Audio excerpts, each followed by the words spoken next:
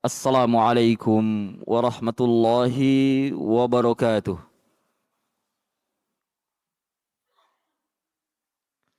Innal hamdalillah nahmaduhu wa nasta'inuhu wa nastaghfiruh wa na'udzu billahi min shururi anfusina wa min sayyiati a'malina.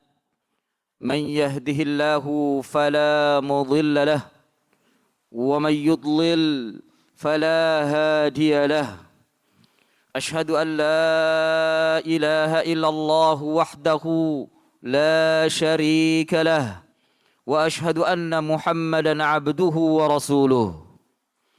اللهم صل وسلم وبارك على نبينا محمد وعلى آله وأصحابه ومن سار على نهجه إلى يوم الدين. أما بعد، أيها المسلمون، أوصيني وإياكم بتقوى الله فقد فاز المتقون.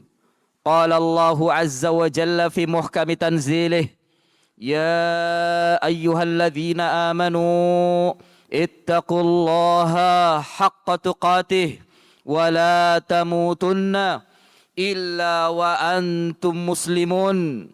وقال: يا أيها الناس اتقوا ربكم الذي خلقكم من نفس واحدة وخلق منها زوجها وبث منهما رجالا كثيرا ونساء واتقوا الله الذي تساءلون به والأرحام إن الله كان عليكم رقيبا. وقال أيضا: يا أيها الذين آمنوا اتقوا الله وقولوا قولا سديدا يصلح لكم أعمالكم ويغفر لكم ذنوبكم ومن يطع الله ورسوله فقد فاز فوزا عظيما. وقال النبي صلى الله عليه وسلم: فإن أصدق الحديث كتاب الله وأحسن الهدي هدي محمد صلى الله عليه وعلى آله وسلم وشر الأمور محدثاتها وكل محدثة بدعة وكل بدعة ضلالة وكل ضلالة في النار. Ma'asyiral muslimin, sidang Jum'ah rahimakumullah. Dalam sebuah hadis yang sahih yang diriwayatkan oleh Imam Muslim, datang dari sahabat Tamim bin Ausin Ad-Dari radhiyallahu an, bahwasanya Rasulullah sallallahu alaihi wasallam bersabda: ad-dinun nasihah, wa fi lafdhin ad-dinun nasihah, ad-dinun nasihah, ad-dinun nasihah. Qulna liman, wa fi lafdhin qulna liman ya Rasulullah. Qala lillahi wa li kitabihi wa li rasulihi wa li a'immatil muslimina wa ammatihim. Rasulullah sallallahu alaihi wasallam bersabda, agama itu nasihat. Dalam lafaz yang lain Nabi mengulang-ulang sampai 3 kali. Agama itu nasihat. Agama itu nasihat. Agama itu nasihat. Qulna, kami bertanya, liman ya Rasulullah? Untuk siapa wahai Rasulullah? Qala, beliau menjawab, lillahi, untuk Allah. Nasihat untuk Allah. Wali kitabihi, untuk kitabnya. Wali rasulihi, untuk rasulnya. Wali a'immatil muslimina, dan juga untuk para pemimpin kaum muslimin, para pemimpin orang-orang Islam. Wali ammatihim, dan untuk orang-orang awam, untuk masyarakat muslim. Ma'asyiral muslimin sidang Jum'ah rahimakumullah. Bagaimana kita memahami hadis yang mulia ini? Dikatakan bahwa agama itu nasihat. Agama itu adalah nasihat. Tapi kenapa setelahnya Nabi mengatakan untuk Allah, untuk kitabnya, yakni Al-Quran, dan juga untuk nabinya? Apakah Allah, kitab dan nabinya ini membutuhkan nasihat? Siapa yang menasihati? Al-jawab, bukan seperti itu memahaminya. Bahwasanya kita memposisikan diri kita lebih besar, lebih tinggi dari Allah dan Rasulnya, sehingga kita menasihati mereka. La, kalla thumma kalla. Sekali-kali tidak. Dari sini kita harus bisa memahami dengan baik dan benar apa yang dimaksud dengan nasihat. Kata nasihat, bila ditinjau dari sisi lughah, dari sisi bahasa, dari kata nasaha, yansahu, nushan, nasihatan. Dari kata nasaha, yakni maknanya adalah memurnikan, membersihkan. Sama seperti pada kalimat firman Allah, taubatan nasuha.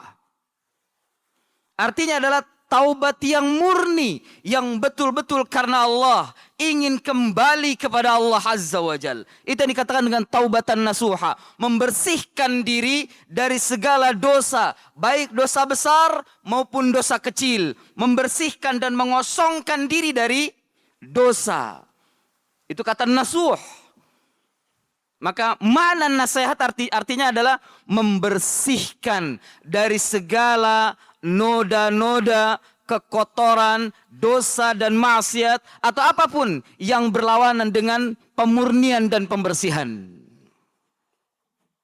Kalau kita letakkan kalimat nasihat lillah, maksudnya adalah membersihkan diri dari segala kesyirikan, dosa, kemaksiatan yang kita tujukan kepada Allah Azza wa Jal.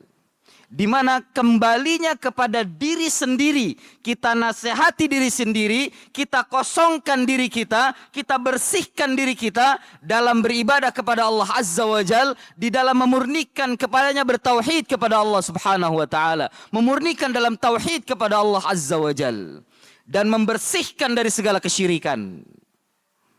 Jadi nasihat untuk Allah maksudnya adalah membersihkan diri dalam bertauhid, dalam berakidah, dalam beribadah, memurnikan diri untuk beribadah hanya kepada Allah Subhanahu wa Ta'ala, bukan kepada yang lainnya. Ini yang dimaksud dengan an-nasihatu lillah, membersihkan diri kita dalam beribadah, dalam beragama, dalam berakidah, dalam bertauhid kepada Allah Subhanahu wa Ta'ala. Demikian juga an-nasihatul likitab, menasehati atau nasihat untuk kitab. Ini bukan berarti kita membuat tulisan atau catatan dan kita memberikan komentar terhadap Al-Quran. La, bukan demikian. Apalagi kita bukan ahlinya.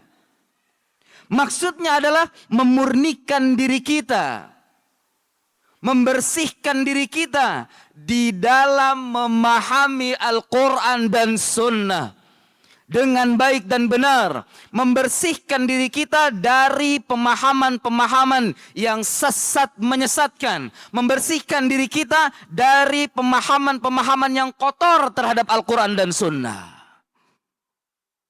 Jadi memperbaiki pemahaman dengan baik dan benar di dalam memahami Al-Quran dan Sunnah. Tentunya di dalam memahami Alkitab dan Sunnah, memurnikannya, membersihkannya, kita tidak bisa berjalan sendiri. Kita tidak bisa melakukannya sendiri. Kita harus datang ke para ulama, ke guru-guru kita yang mengajarkan kita Alkitab wa Sunnah dengan baik dan benar. Tentunya memurnikan pemahaman di sini adalah memurnikan pemahaman Al-Quran dan Sunnah dengan mengikuti pemahaman Rasulullah sallallahu alaihi wasallam dan juga para sahabatnya, serta orang-orang yang mengikuti jalan mereka, perjalanan mereka di dalam memahami Alkitab dan Sunnah. Itu an-nasihatul li kitabillah. Kemudian juga menasihati Rasul. Menasihati Rasul yang dimaksud adalah memurnikan diri kita, membersihkan diri kita dari ittiba kepada selain Nabi. Dari mengikuti kepada selain Nabi. Di dalam mencontoh dalam beragama. Wajib kita beragama Islam mencontoh Nabi kita Muhammad sallallahu alaihi wasallam, dan ini kita murnikan. Jangan kita sampingkan dan simpangkan. Murnikan mengikuti beliau, dan kita tidak akan bisa bagaimana cara beragama beliau dan para sahabatnya tanpa belajar, tanpa membaca buku-buku ulama yang mewariskan ilmu Nabi sallallahu alaihi wasallam dengan sanadnya, apa yang kita kenal dengan hadis. Tidak bisa kita hanya sekedar membaca kemudian otodidak, belajar sendiri. Kalla, jangan sekali-kali. Bahaya, karena kita akan tersesat. Oleh karena itu kita membutuhkan majelis. Kita membutuhkan datang ke majelis-majelis ulama. Datang ke guru-guru kita. Di masjid-masjid yang mengadakan kajian Islam, yang mengajarkan Alkitab wa Sunnah dengan baik dan benar. Kenapa saya ikat dengan Alkitab wa Sunnah dengan pemahaman yang benar, yakni pemahaman Rasul dan para sahabat?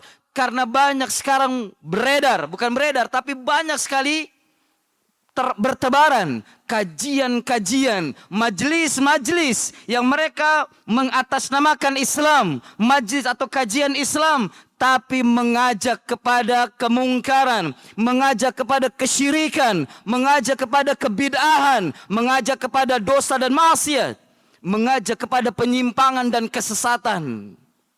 Karena itu kita butuh bagaimana pedoman agar kita bisa mencari agama dengan baik dan benar. Perlu dilihat, guru kita perlu dilihat kepada siapa kita mengambil. Dan ini yang dikatakan oleh Imam Ibn Sirin. Al-ilmu huwa din, fanzuru min aina ta'khuduna dinakum. Ilmu itu agama. Maka lihat kepada siapa engkau mengambil.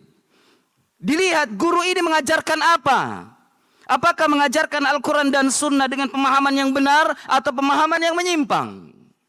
Dan kita tidak bisa menilai karena ini adalah samar. Maka kita butuh kaidah-kaidah, teori-teori atau dasar-dasar memahami Alkitab wa Sunnah dengan pemahaman yang benar.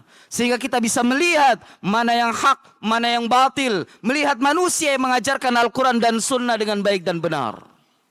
Ini tidak bisa kita di rumah. Harus datang ke majelis, harus datang ke majelis-majelis ilmu, ke ulama, ke guru-guru kita yang mengajarkan Al-Quran dan Sunnah dengan pemahaman yang benar. Yang dimaksud dengan pemahaman yang benar adalah pemahaman Rasulullah yang diajarkan kepada sahabat. Kemudian ada orang-orang yang mengikuti mereka dari kalangan tabi'in dan tabi'ut tabi'in. Yang kita kenal generasi ini adalah Thalathatul Qurun Al-Mufaddalah. 3 kurun, 3 abad atau 3 masa yang utama. Sahabat, tabi'in dan tabi'ut tabi'in. Ini pemahaman yang benar di sana. Dan kita tidak bisa membaca buku-buku kontemporer yang membuat terkadang manusia tersesat disebabkan jauh dari pemahaman Rasul dan para sahabatnya. Ini yang disebut dengan an-nasihah lirrasul, nasihat kepada Rasul. Kita memurnikan diri kita untuk ittiba kepada Rasulullah sallallahu alaihi wasallam. Sementara an-nasihatu li a'immatil muslimin, nasihat kepada pemimpin-pemimpin orang Islam, kaum muslimin, maka ini betul-betul nasihat. Ketika kita melihat mereka menyimpang, ketika mereka melihat jauh dari Al-Quran dan Sunnah, maka kita nasihati ke mereka. Bukan dicaci, bukan dimaki, bukan. Tapi dinasihati dengan kata-kata yang baik, dengan kata-kata yang benar. Kemudian yang kedua, yang menasihati mereka adalah orang yang memiliki kompetensi. Dan juga perkataannya didengar oleh mereka. Karena berapa banyak manusia yang mereka punya kompetensi untuk menasihati dan bahkan mereka memiliki ilmu untuk menasihati, tapi perkataannya tidak didengar, bahkan diabaikan, tidak sedikit juga ditendang oleh mereka. Maka orang yang mendengar, yang didengar perkataannya, bukan orang sembarangan. Kita hanya bisa mendoakan Semoga Allah Subhanahu wa taala memberikan hidayah kepada mereka. Ini an-nasihatu li'aimmatil muslimin. Sementara yang terakhir an-nasihah li'ammatil muslimin, untuk kaum muslimin yang awam, ini benar-benar nasihat.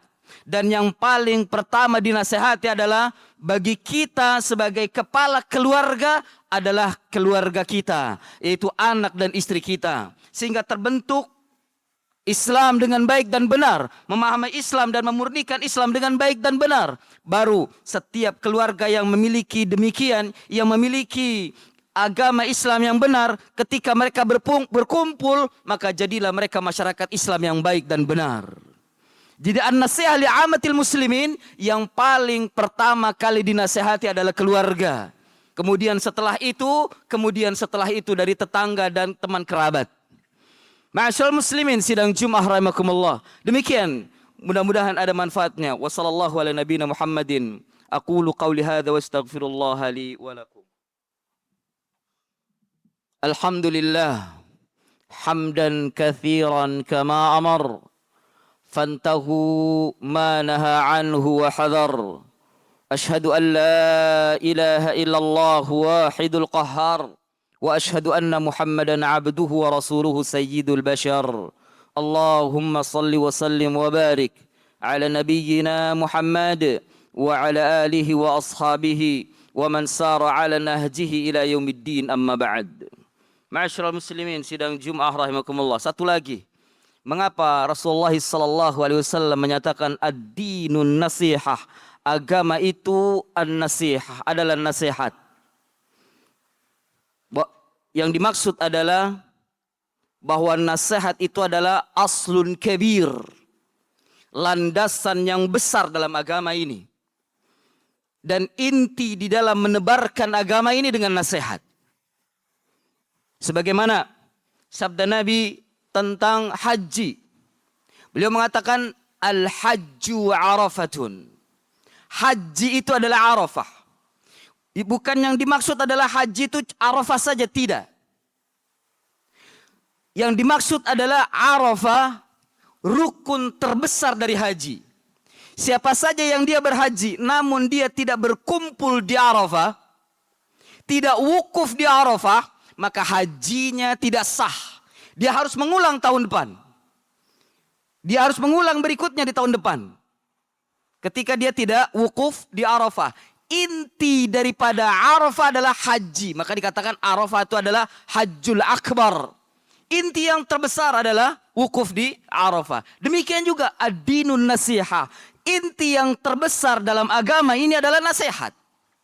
Dan di dalam meluruskan manusia, ketika memahami akidahnya, ketika memahami manhajnya, ketika memahami ibadahnya, ketika ingin memberikan nasihat tentang akidah dan akhlaknya, bin nasihah, dengan nasihat. Tidak ada jalan yang lain. Ini jalan yang terbesar di dalam memahami agama ini, yaitu an-nasihah.